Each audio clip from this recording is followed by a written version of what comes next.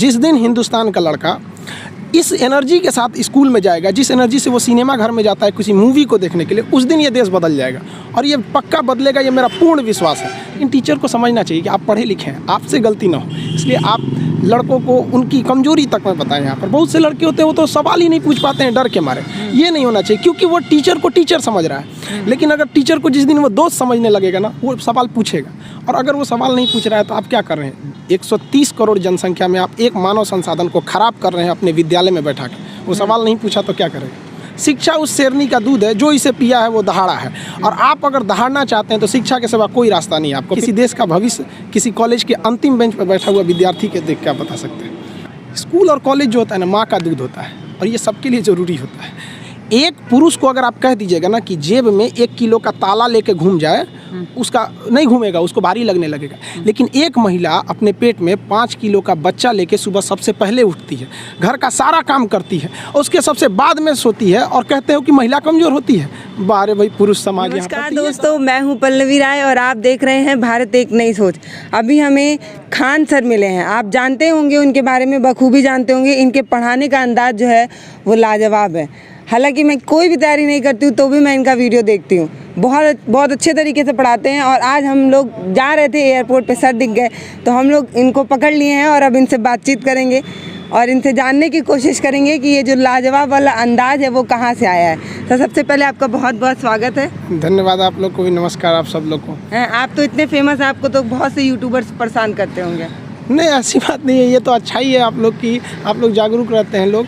खैर इसमें फेमस होने की क्या बात है? जो भी इंसान जो लोगों को चाहिए, जो डिमांड है, जो भी देगा लोग उसे पसंद करेंगे लोग। तो यही हमारा भी कहना है। अच्छा ये बताइए, आपका ये जो पढ़ाने का लाजवाब तरीका है, ऐसे टीचर लोग जो होते हैं बड़े सीरियस रहते हैं, आपका जो पढ़ाने का तरीका है वो कभी कभी बे भी आ जाता है बात में, अबे तबे भी आ जाता है, ये कैसे होता है? देखिए, हर चीज़ में इवोल्यूशन ज़रूरी है। अगर आप किसी चीज़ में बदलाव नहीं लाइएगा तो वो चीज़ एक पतन हो जाएगा। आप अगर आज से 30 साल पहले देखिए तो मोबाइल का ज़माना नहीं था, टेलीफोन था, थोड़ा चेंजिंग आया कि नहीं आया? अब बात के साथ साथ आप सब कुछ कर सकते हैं। तो वैसे ही पहले वो गुरुकुल का ज़माना था, द्रोणाचार्य थे, अब वो ज़माना चला गया। अब टीचर्स को एक स्टूडेंट्स के लिए एक बेस्ट फ्रेंड बनना पड़ेगा, अब तब वो अपनी बातों को समझा पाएगा। बेस्ट फ्रेंड किसे कहते हैं? जो आपकी भावनाओं को समझे, दिल की बात को समझे। तो टीचर क्या है कि वो सिलेबस समझ रहा है, पढ़ाई समझ रहा है, स्टूडेंट की प्रॉब्लम नहीं समझ रहा है। आज स्टूडेंट के लिए दिन 24 घंटा का नहीं रहा, वो 8 घंटा सो रहा है, 4 घंटा गेम खेल रहा है मोबाइल में। तो उसको उसी तरह पढ़ाना है कि उसके पास अब इतना वक्त नहीं रहा है, उसको इस तरह से पढ़ाइए कि वो एक बार में ही क्लास में पढ़ ले। अब वो नहीं है कि एक बार क्लास में पढ़ेगा, फिर नोट्स बनाएगा, फिर रिवीजन करेगा, फिर एक बार एग्जाम टाइम के लिए पढ़ेगा। तो उसके लिए उसको एट ए टाइम समझाने के लिए उसको उसकी भाषा में पढ़ाना ज़रूरी है। तो इसमें तो मेहनत बहुत लगती होगी। पहले एक बार आप डिसाइड करते होंगे इस टॉपिक को पढ़ाना है, फिर उसको कैसे नॉर्मल भाषा में समझाना है, इन चीज़ों में तो मेहनत बहुत लग जाती होगी। हाँ, थोड़ा मेहनत लगता है। तो देखिए, आप अगर कोई मूवी देखती हैं तो आपको 2 से ढाई घंटे की मूवी बड़ी अच्छे से याद हो जाती है। लेकिन आप कभी गौर कीजिएगा कि उस मूवी को बनाने वाला डायरेक्टर उस 2 घंटे की मूवी के लिए 2 साल से मेहनत कर रहा था, तब तो आपको याद हो गया ना। तो उसी तरह की स्टूडेंट जो होता है ना, उसके मेहनत को कम करने के लिए एक टीचर को मेहनत करना पड़ेगा, उसे प्रेजेंटेशन देना पड़ेगा, उसे अपनी भाषा में बताना पड़ेगा कि एक लड़का जो है वो भोजपुरी बेल्ट का है। भोजपुरी वालों को तो पहले ये लगता है कि हम बहुत पीछे हैं। अरे भाई, तुम नहीं पीछे हो, जितना एक CBSE ICSE बोर्ड का जानता है उतना ही तुम जानते हो। बल्कि ये जो गांव के लड़के हैं ये ज़्यादा मेहनत करते हैं, 20-20 किलोमीटर साइकिल चला के आते हैं। किसी शहर के लड़के के लिए पॉसिबल नहीं है उतना, तो ये ज़्यादा मेहनत करते हैं। तो इनके लिए क्या होता है ना कि इनके पास सुविधाएं नहीं हैं। लेकिन अब डिजिटल इंडिया आ चुका है, अब हर चीज़ उनको डिजिटली दिखता है, प्रेजेंटेशन अच्छे से दिखता है, तो उनके अंदर भी एक एनर्जी आती है, उनको भी लगता नहीं हम भी कर सकते हैं। तो टीचर्स की मेहनत ज़रूरी होता चाहिए करने के लिए। किसी भी स्टूडेंट्स की सफलता में 3 चीज़ का योगदान होता है। एक उनके गार्जियन का योगदान होता है, गार्जियन को भी हर पल उसको डर बना के रखना चाहिए कि भैया तुम पढ़ो इसको। दूसरा टीचर्स का होना चाहिए, टीचर्स उसके अंदर फ्रेंडली होने चाहिए, अच्छे से समझाना चाहिए, और खुद स्टूडेंट्स का। अगर ये तीनों का संयोग हो गया ना तो दुनिया में ऐसा कोई चीज़ नहीं है जिसे जीता नहीं जा सकता है। अच्छा, आपका एक वीडियो देख रहे थे जिसमें आप साइंस समझा रहे थे औरतों के बाल सुखाने से लेके, कि औरतों को तो साइंस का ज्ञान ही नहीं होता है लेकिन तभी वो अपना बाल सुखाती हैं और इसके पीछे ये वाला साइंस काम करता है। कैसे इतना अच्छा एग्जाम्पल कहाँ से? हमको बड़ा खुशी हुआ कि आप मीडिया से जुड़े हुए, आप एक सजग पत्रकार हैं। हम भी आपका कई बार आपका ग्राउंड रिपोर्टिंग देखे हैं, काफ़ी अच्छा लगा। हमको ये खुशी हुई कि आप एक पढ़ाई का भी टॉपिक आप लोग इतना देखते हैं। हमारा ये कहना है कि दुनिया में हर जगह साइंस है, लड़का हर जगह को देख रहा है, तो आप उस चीज़ को बताइए ना, जैसे कहाँ क्या चीज़ है, जैसे आपने महिला का एग्जांपल लिया, तो हमने बताया था कि वहाँ पे लिपस्टिक या काजल क्यों चिपक जाता है, तो वहाँ हम कोहेसिव फोर्स, एडहेसिव फोर्स, ससंजक और असंजक बल बताएं, तो ये लड़के को अच्छे से समझ में आएगा। हर लड़के को पता है काजल, लिपस्टिक। अब हम उसको एग्जाम्पल देंगे किताब का, तो फिर उसके लिए पढ़ाई बोझ लगने लगेगी। हम जिस दिन हिंदुस्तान का लड़का इस एनर्जी के साथ स्कूल में जाएगा, जिस एनर्जी से वो सिनेमा घर में जाता है किसी मूवी को देखने के लिए, उस दिन ये देश बदल जाएगा। और ये पक्का बदलेगा, ये मेरा पूर्ण विश्वास है। थोड़ा वक्त लगेगा, लेकिन ऐसा नहीं है कि बदलेगा नहीं। तो ऐसे टीचर और कहाँ से ढूंढे? बिहार में हम गए थे चुनावी कवरेज करने, वहाँ पे हमने कई कॉलेज को दिखाया जहाँ की व्यवस्था को देख के तो शर्म आती है कि मतलब कैसी शिक्षा व्यवस्था है। तो एक तो ऐसे शिक्षा व्यवस्था पे फंड बहुत कम आता है, दूसरा ये टीचरों की भी उदासीनता ही देखने को मिलती है। मैडम लोग स्वेटर बिनेंगी, फ़ोन चलाएंगी, टीचर लोग कुछ और करेंगे। हाँ, तो कैसे ढूंढेंगे आप इतने जागरूक टीचर? देखिए, इसमें तो हम कहेंगे थोड़े टीचर्स की भी अपना एक नैतिक गुण बनता है। इसका मतलब जैसे हम सरकारी टीचर्स को, अब बुरा ना मानेंगे लोग, टीचर्स लोग सरकारी टीचर हैं, तो एक अजीब सा फीलिंग आता है कि भाई हमको क्या है, आएंगे चौक लेके पढ़ा के चले। ऐसा नहीं है। टीचर्स का एक नैतिक कर्तव्य भी बनता है। जिस दिन लड़के के अंदर उसको इस तरह से पढ़ाना, पढ़ाई इतना दिलचस्प चीज़ होता है ना कि आपको 1 घंटे का क्लास कब खत्म हो जाएगा पता ही नहीं चलेगा, बशर्ते टीचर्स उस माहौल में देखा हो। देखिए, पढ़ाई की 2 चीज़ें होती हैं। एक टीचर जो होता है ना, वो तो पढ़ लिया, उसका लेवल बहुत ऊपर है, और जो स्टूडेंट है ना, वो तो अभी शुरुआत कर रहा है, तो उसका लेवल बहुत नीचे है। बड़ा अंतर होता है ना ये 2 चीज़ों में समन्वय बनाना। जैसे सुई में धागा डालना, दोनों को एक लाइनर होना जरूरी है, तो ही जाएगा। तो इसलिए क्या करना है कि टीचर्स को अपने लेवल को थोड़ा सा नीचे लाना। उसके लिए आसान है टीचर को कि भाई जो समझा रहा है बड़े लैंग्वेज में, उसको देहाती लैंग्वेज या नॉर्मल लैंग्वेज में समझाए, अपने लेवल को थोड़ा सा नीचे। और लड़के का भी ये कर्तव्य बनता है, माँ बाप का भी कर्तव्य बनता है कि उसको हमेशा प्रेरित करेगी, थोड़ा सा तुम घर से थोड़ा सा मेहनत करके आओ इसमें कि सर आज क्या पढ़ाने वाले हैं। जैसे ये हो जाएगा फिर कोई समस्या नहीं आएगी। तो टीचर स्टूडेंट दोनों की ओर से होना चाहिए इस चीज़ को। लेकिन टीचर को समझना चाहिए कि आप पढ़े लिखे हैं, आपसे गलती ना हो, इसलिए आप लड़कों को उनकी कमजोरी तक में बताएं। यहाँ पर बहुत से लड़के होते हैं वो तो सवाल ही नहीं पूछ पाते हैं डर के मारे। ये नहीं होना चाहिए, क्योंकि वो टीचर को टीचर समझ रहा है। लेकिन अगर टीचर को जिस दिन वो दोस्त समझने लगेगा ना, वो सवाल पूछेगा। और अगर वो सवाल नहीं पूछ रहा है तो आप क्या कर रहे हैं? 130 करोड़ जनसंख्या में आप एक मानव संसाधन को खराब कर रहे हैं अपने विद्यालय में बैठा के। वो सवाल नहीं पूछा तो क्या करेगा? बहुत बड़ी बात कह रहे हैं। वैसे भी डेमोक्रेसी में तो सवाल पूछने का अधिकार कॉन्स्टिट्यूशन से ही मिला है। सवाल पूछने का अधिकार हमारा कॉन्स्टिट्यूशन 19 देता है, जिसे हमारे संविधान का रीढ़ कहा जाता है। नहीं, मैं इसलिए इसको संविधान बीच में लाई हूँ क्योंकि आप पढ़ाई के साथ साथ मौलिक चीज़ें भी बताते हैं। आपके कई वीडियो हैं जो मौलिक अधिकार, मौलिक कर्तव्य, इन सब चीज़ों को भी लेके बताते हैं। तो आपको क्या लगता है कि आज का जो मतलब हमारा जो जनरेशन है, मतलब पुरानी पीढ़ी को छोड़ दिए, यूथ जो है हमारा, वो समझ रहा है अपने अधिकार कि वो भी नहीं समझ पा रहा है? नहीं, यूथ तो समझ रहे हैं इस चीज़ को, लेकिन देखिए किसी भी चीज़ का ना एक डायरेक्शन होना चाहिए। आजकल क्या है ना कि लड़कों के दिमाग में एक बैठ गया है कि हम इंजीनियरिंग के हैं तो हम केवल इंजीनियरिंग ही चीज़ को जानेंगे। ऐसा नहीं कि हम दूसरा जाने। अरे भाई, कुछ आपके रिस्पॉन्सिबिलिटी हैं, कुछ पॉलिटिकल्स राइट हैं आपके, जो आपके कॉन्स्टिट्यूशन ने दिया। ऐसा नहीं है कि आप इंजीनियरिंग के तो आप उसे नहीं देखेंगे। हमको खुशी होती है कि हमारे बहुत सारे लोगों ने वीडियोस में कमेंट करते हैं, इवन बताते हैं कि सर हमको हमारी उम्र 50 साल हो गई है, हमको पढ़ाई से मतलब नहीं है, फिर भी हम आपका ये चीज़ों को देखते हैं अपने अधिकार को जानने के लिए। शिक्षा उस शेरनी का दूध है, जो इसे पिया है वो दहाड़ा है। और आप अगर दहाड़ना चाहते हैं तो शिक्षा के सिवा कोई रास्ता नहीं है आपको, फिर सब हर कदम पे लोग आपको दबा देंगे आपको। इसलिए शिक्षा ज़रूरी है। आप एनर्जी, दिमाग जो होता है ना, वो बहुत ब्रास्ट होता है, बशर्ते आप उसको कितना एक्सपेंड करना चाहते हैं। लेकिन अगर कंजर्वेटिव रहेंगे कि नहीं हमें इतना ही पढ़ना है, तो गलत होगा। इसी को ध्यान में रखते हुए नई शिक्षा नीति को भी लाया गया है कि अब लड़कों को ब्रॉड थिंकिंग देनी है वहाँ पर। इसी सब के लिए तो धीरे धीरे चेंज हो रहा है, अचानक नहीं होगा इसको, लेकिन हाँ चेंजिंग तो आ रही है। आजकल के युवा में देखेंगे तो कुछ जागरूकता बहुत बढ़ी है पहले की तुलना में। लेकिन FIR वगैरह से अभी भी बहुत से लोग डरते हैं। जैसे अगर कुछ भी हो गया, जैसे डर है कि गाड़ी जो है वो पुलिस वाले उठा ले जाएंगे, बेवजह चालान काट देंगे, चाबी छीन लेते हैं, जो उनका अधिकार नहीं है, चाबी नहीं ले सकते, लेकिन वो ले लेते हैं। तो इन सब पे क्या कहेंगे? मतलब अगर मैं जागरूक हूँ तो वो मेरी चाबी नहीं निकाल सकते, लेकिन मुझे पता ही नहीं है तो वो मेरी चाबी लेके चले जाएंगे। तो क्या कहते हैं कि जागरूकता भी उतनी हो चुकी है जितनी चाहिए समाज में, कि अभी जागरूकता की थोड़ी कमी है, अभी और लोगों को समझना चाहिए अपने मौलिक अधिकार, कर्तव्य? देखिए, आपका क्वेश्चन एकदम सही है।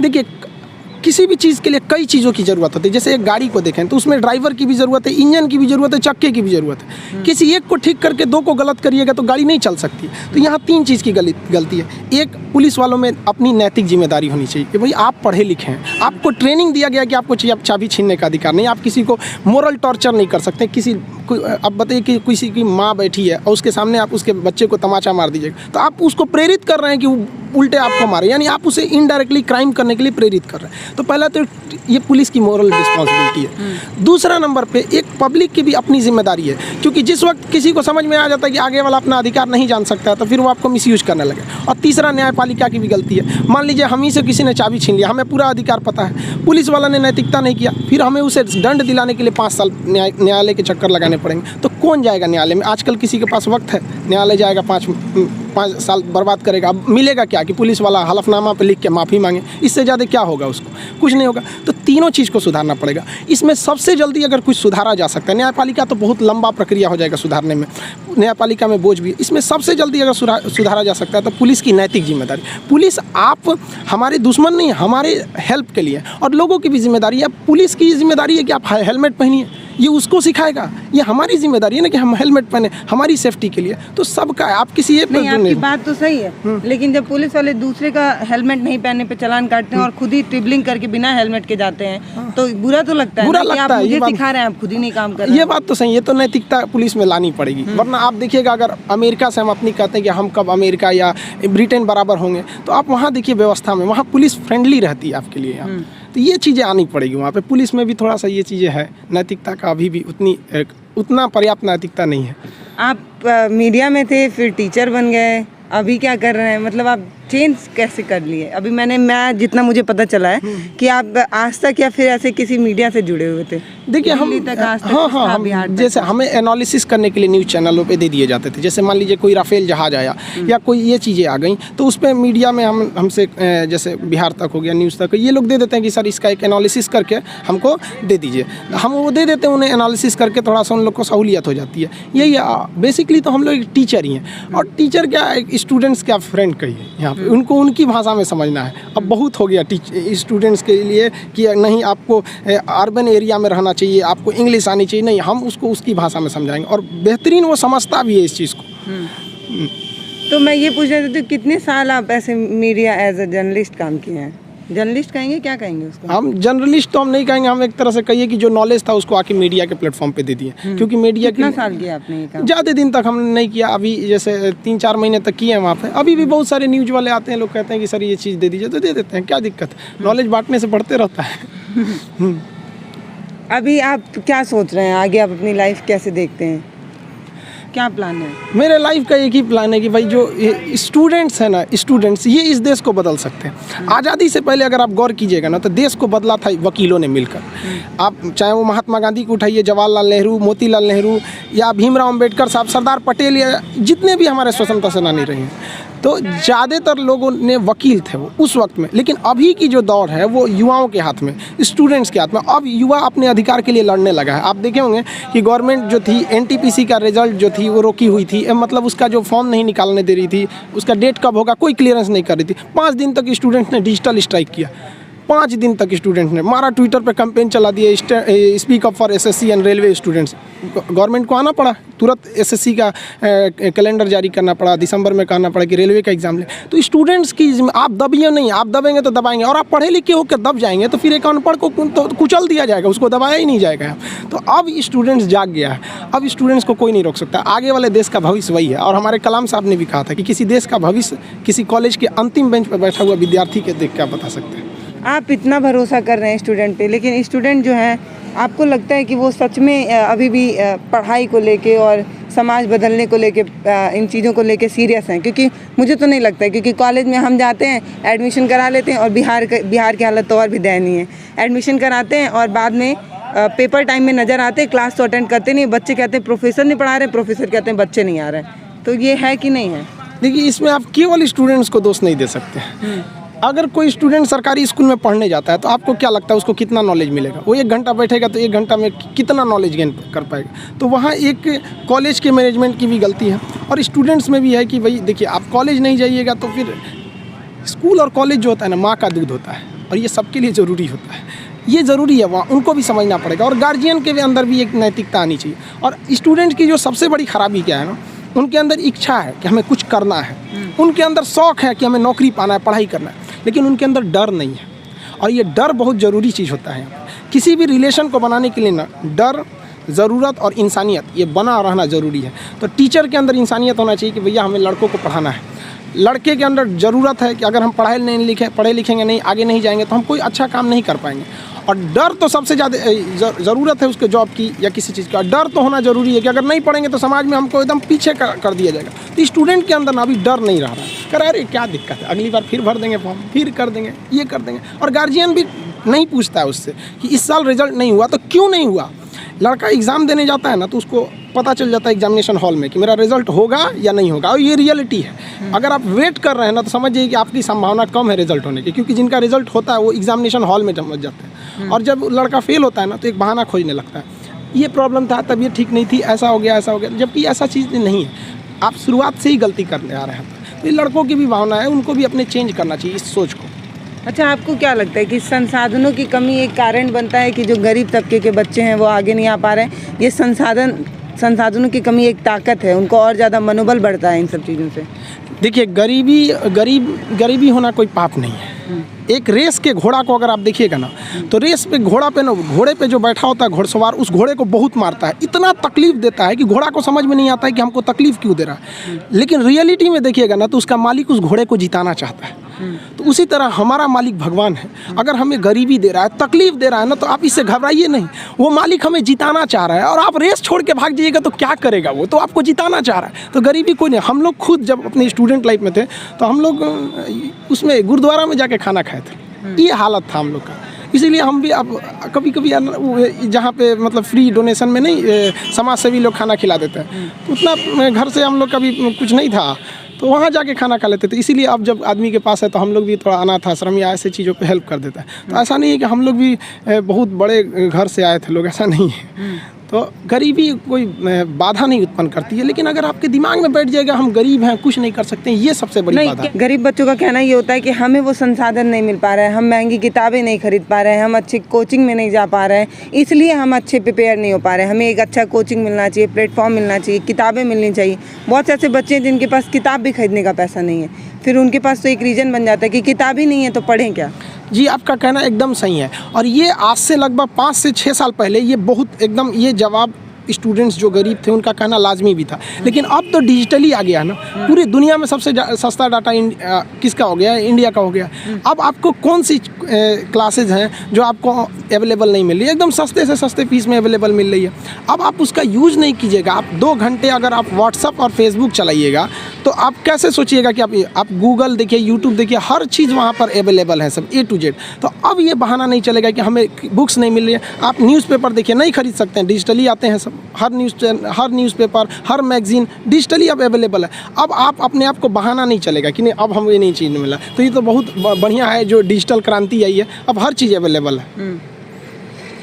आपके पास इतना अच्छा एग्जाम्पल कहाँ से आता है? जैसे किसी भी चीज़ को आप समझाने के लिए एकदम हमारे और आपके बीच का एग्जाम्पल उठा लेते हैं। जैसे कि वो बाल वाला मैंने आपको बताया, बाल सुखाने वाला, वो एकदम नॉर्मल सी चीज़ है, जैसे औरतें इस्तेमाल ही करती हैं और अगल बगल के परिवार के लोग देखते हैं। ये इतना सटीक एग्जाम्पल कहाँ से ढूंढते हैं आप? देखिए, अगर एक डॉक्टर ये सोचने लगे ना कि हम डॉक्टर हैं तो फिर मरीज का अच्छा से इलाज नहीं कर पाएगा। अगर डॉक्टर ये सोचे ना कि हम भी मरीज हैं और ये सोच के वो इंजेक्शन लगाए कि हम अपने को लगा रहे हैं तो फिर उस मरीज को बड़ा कम दर्द होगा। तो टीचर जब ये सोच के पढ़ाने लगेगा ना कि हम टीचर हैं तो फिर स्टूडेंट को समझने में दिक्कत आ जाएगा। तो टीचर को ये सोचना चाहिए ना कि हम भी एज एक स्टूडेंट की तरह ही हैं और एकदम मिनिमम भाषा, मतलब एकदम नॉर्मल भाषा में उसे समझा सके। तो इसीलिए आदमी को खोजते रहता है किस भाषा को वो समझ सकता है, इसलिए आदमी उस भाषा में बताता है। तो आपको क्या लगता है कि समाज जो है वो अब सुधर रहा है शिक्षा को लेके? आगे आप उम्मीद कर रहे हैं कि हम एक बेहतर समाज में जाएंगे जहाँ पे लोग कम से कम अपने एक डेमोक्रेटिक कंट्री में रहने का गौरव महसूस करेंगे? क्योंकि अभी तो नहीं लगता है कि हम एक डेमोक्रेटिक कंट्री में, क्योंकि आप बोल नहीं पाते हैं कभी भी।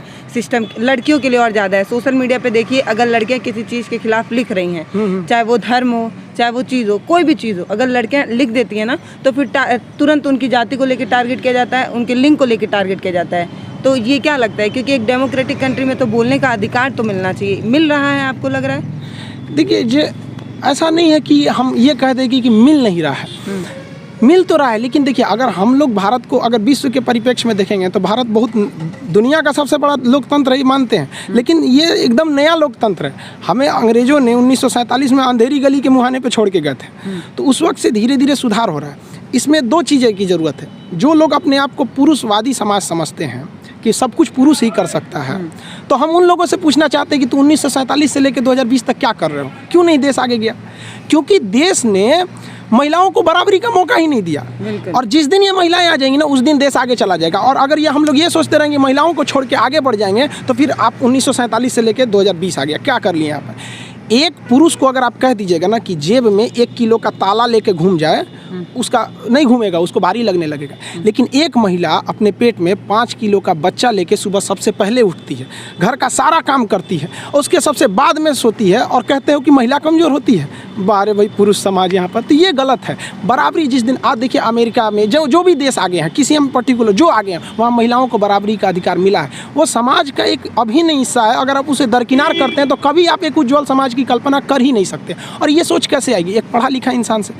तो जब तक शिक्षा एक ऐसा चीज़ है, रामबाण आप कह सकते हैं इसे, इससे आप जनसंख्या को कंट्रोल कर सकते हैं। हमें नहीं लगता है कि कोई पढ़ा लिखा इंसान है उसके 8-10 बच्चे होंगे, रेयर ही ऐसा होगा कभी आप। लेकिन अगर देखेंगे जिनके 8 है 10 बच्चे हैं, जो जनसंख्या भी तो एक देश का बहुत बड़ा समस्या है। तो इसका मूल जड़ क्या है? अशिक्षा है। अशिक्षा ही तो, शिक्षा से हर चीज़ को दूर किया जा सकता है।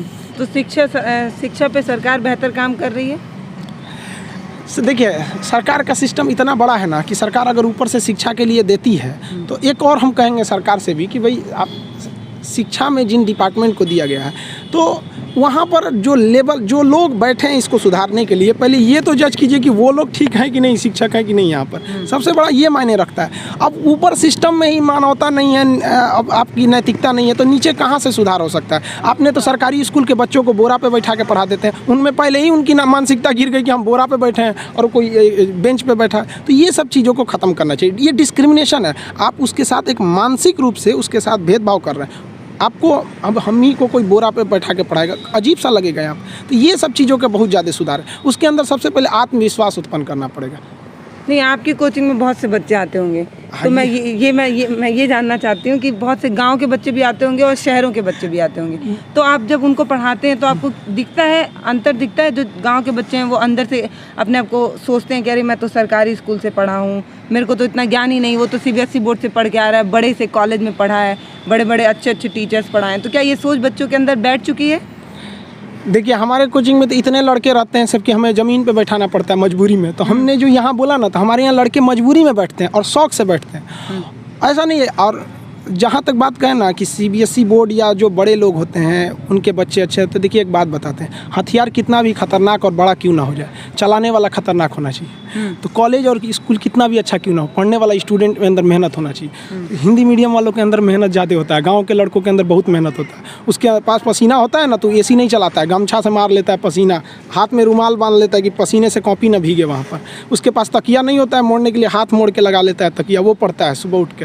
तो ऐसा नहीं है उनके पास मेहनत नहीं, वो बहुत मेहनत करते हैं। लेकिन उनके साथ सबसे बड़ा कमी क्या है कि आज से 5 साल पहले उनके पास कोई ऐसा साधन नहीं था कि उन्हें अच्छे टीचर मिल सके। अब तो डिजिटली हो गया। ये सबसे फ़ायदा हुआ है गाँव वालों के लिए कि आप डिजिटल, आप गाँव के किसी कोना में बैठ के इंडिया के किसी टीचर से पढ़ सकते हैं। ये सबसे बड़ा फ़ायदा है। और अमीरों को यहाँ पहले बेनिफिट मिलता था कि जो गाँव का लड़का है, बिहार का है, यूपी का है, उड़ीसा का है, गाँव का परिवार, वो दिल्ली जाके कैसे पढ़ेगा? अब कोई दिक्कत नहीं है, आप एक नॉर्मल मोबाइल लीजिए, गाँव से पढ़ सकते हैं। ये सबसे बड़ी क्रांति आई है। हाँ, ये सबसे बड़ी क्रांति, और ये क्रांति बहुत बड़ी साबित होगी आने वाले 10 से 15 सालों में। अच्छा, तो जब से ये डिजिटल इंडिया हुआ है तब से आप देख रहे हैं कि पिछड़े तबके के बच्चे जो है वो अच्छे एग्जाम पास कर रहे हैं, ऐसा हो रहा है? इसमें चेंजिंग आई है, लेकिन अचानक चेंजिंग कैसे देखने को मिल जाता है? समाज, देश इतना बड़ा है, आप 135 करोड़ आबादी में आपको चेंजिंग देखने में बड़ा समय लग जाएगा इसमें। लेकिन हाँ, चेंजिंग आई है, लेकिन इसका भी सदुपयोग करना पड़ेगा। अब आप देखिए कुछ लोग फेसबुक पे उल्टे सीधे पोस्ट कर देते हैं, समाज में सौहार्द बिगाड़ते हैं। तो ये लोग तो उसका डिजिटल क्रांति के लिए तो आप समझिए तो गड्ढा खोद रहे हैं उनके लिए। तो ये उन लोग के लिए ऐसा नहीं है, बट स्टूडेंट्स अभी भी जागरूक है, लेकिन वो बहक जाता है पढ़ने के लिए यूट्यूब फेसबुक में गायब हो जाता है। ये उनको अपने आप पे थोड़ा सा एक कंट्रोल रखना पड़ेगा, चाबुक लगाना पड़ेगा खुद से, तभी आगे जाएंगे जी। तो देखिए खान सर से हमारी बहुत अच्छी बातचीत हुई है। आप क्या सोच रहे थे? मैंने कौन सा सवाल मिस कर दिया? तैयारी थी नहीं, क्योंकि हम लोग बिहार इलेक्शन कवर करके आ रहे हैं। तो अगर मेरे से कोई सवाल मिस हो गया है तो आप जो है वो कमेंट बॉक्स में लिख लीजिएगा, क्योंकि सर दोबारा मिलेंगे नहीं तो जवाब तो मैं पूछ के ही बता पाऊँगी आपको। आप देख रहे थे भारत एक नई सोच। मैं हूँ पल्लवी राय। धन्यवाद।